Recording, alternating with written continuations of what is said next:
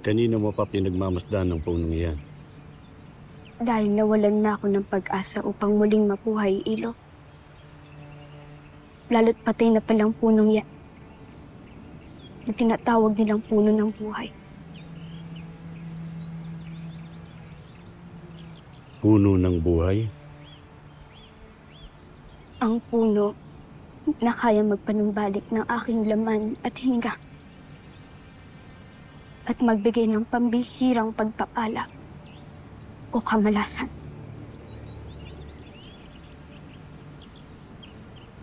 Ngunit ito ay patay na pala.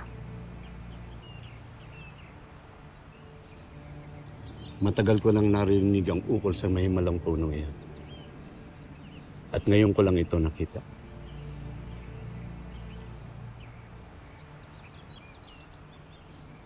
Paano kaya namatay yan? Di na mahalaga yung Ilo.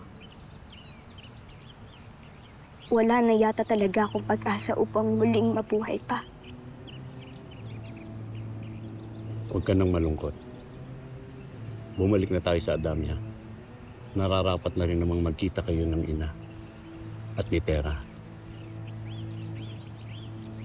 Paano kung hindi nila ako matanggap, Ilo? Ako ang makakalaban nila. Kaya tayo na. Malayo-layo rin ang ating lalakbayin. Tiyak rin na marami nang nagaganap sa ating lupain. Halika na.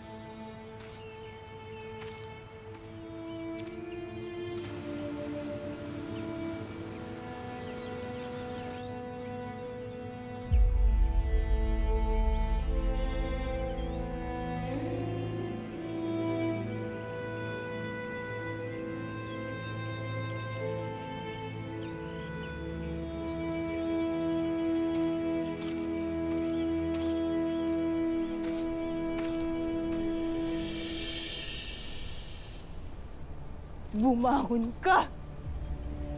Bumangon ka, Mitena!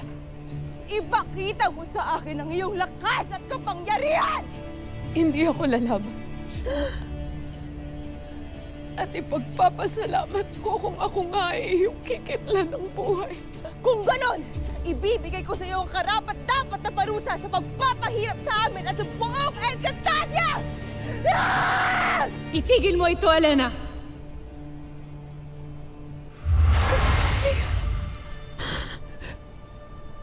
Ako ba ay nananaginip? O naparito ka upang sunduin ako?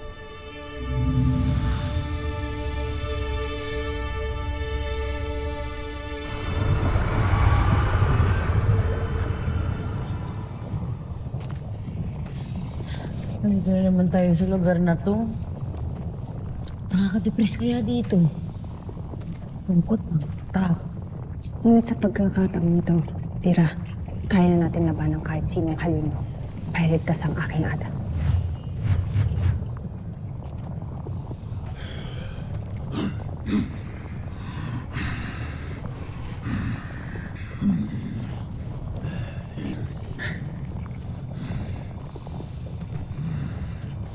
Mira, naalala mo yung mukhang crinkles?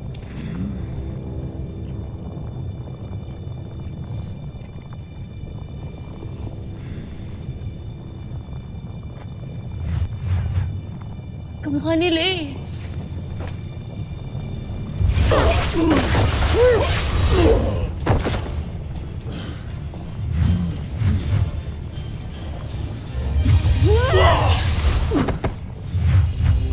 Yudi!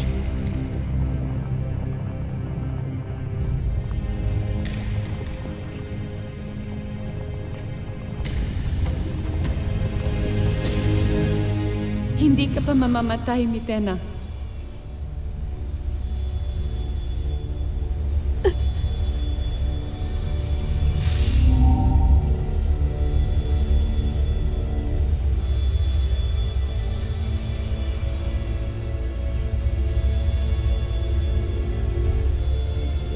Bakit mo ako pinagaling? Kasubaya nais ko nang mamatay. kamatayan ang nararapat para sa kanya, Cassiopeia! Bigyan ninyo ng pagkakataon si Mitena para mapatunayan ang kanyang sarili. Hayaan ninyo siyang maging kahalili ko upang gabayan kayong lahat dito sa Encantadia. Gabayan ng isang kaaway na minsan na nagpahirap sa aming lahat dito sa Encantadia! Isinasaayos ko ngayon ang bagong mga tuntunin at pamamaraan, hindi lang dito sa Encantadia, kundi maging sa Devas. Kaya bilang iyong bataluman, inaasahan kong tatalima kayong lahat sa aking mga kautusan.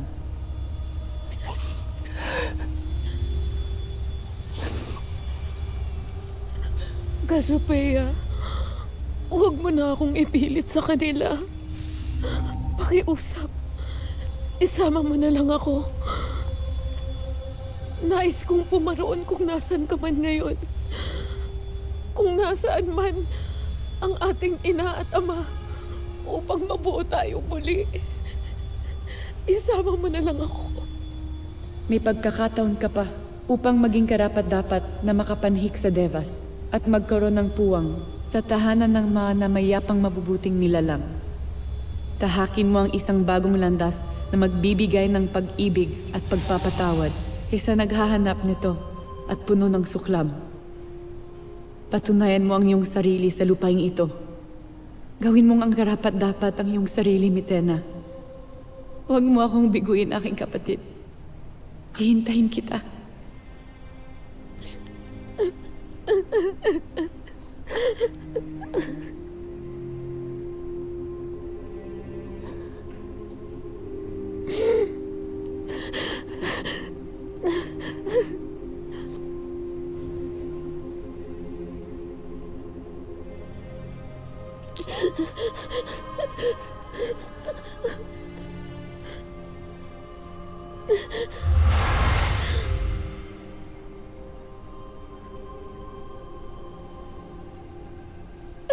Cassiopeia!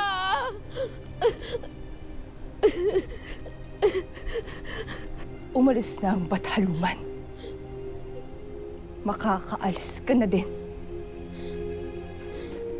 Ngunit mananatiling nakasarado ang pintuan ng Dereo para sa'yo kahit ano pang pagsisisi ang iyong gawin. Mitena.